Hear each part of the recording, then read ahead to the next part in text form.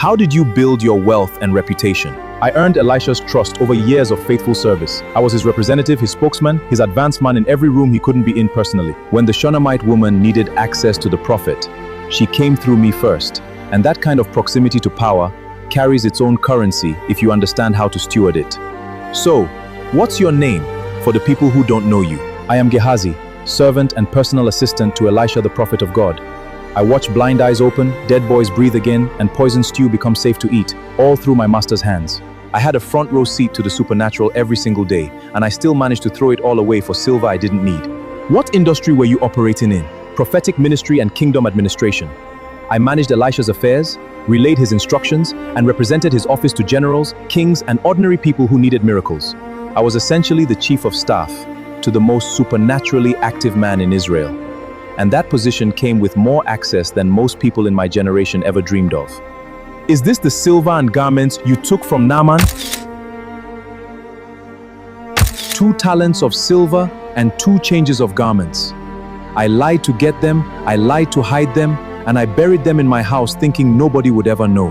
I forgot that I was working for a man who could see Naaman's chariot turning around from a distance without anyone telling him. What was going through your mind when you ran after Naaman? Elisha had just turned down the most generous compensation package a Syrian military commander could offer, such as gold, silver, garments, everything.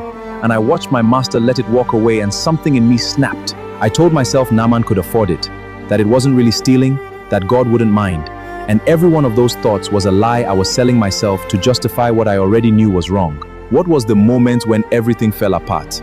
I walked back into Elisha's presence thinking I had gotten away with it cleanly. And he looked at me and asked where I had been, and I lied to his face. He said with pain and disappointment, "Did not my heart go with you when the man turned from his chariot to meet you?" And in that moment I understood that no transaction I thought was private had actually been private at all.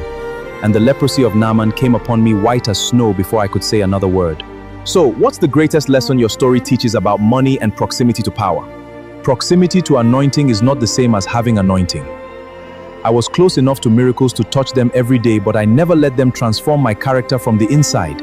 You can be in the right room, serving the right person, doing the right work, and still be completely unchanged where it actually matters. And that gap between position and character is exactly where greed builds its house. What's your message to the younger generation? Listen to me carefully. Don't let what you see others reject become the thing that destroys you. Elisha refused Naaman's money for a reason I wasn't spiritually mature enough to understand yet. And my impatience with his restraint cost me my health, my future, and my legacy. The blessing that bypasses you is not always an oversight. Sometimes it's a protection. And chasing what God deliberately didn't give you is one of the most dangerous things you will ever do.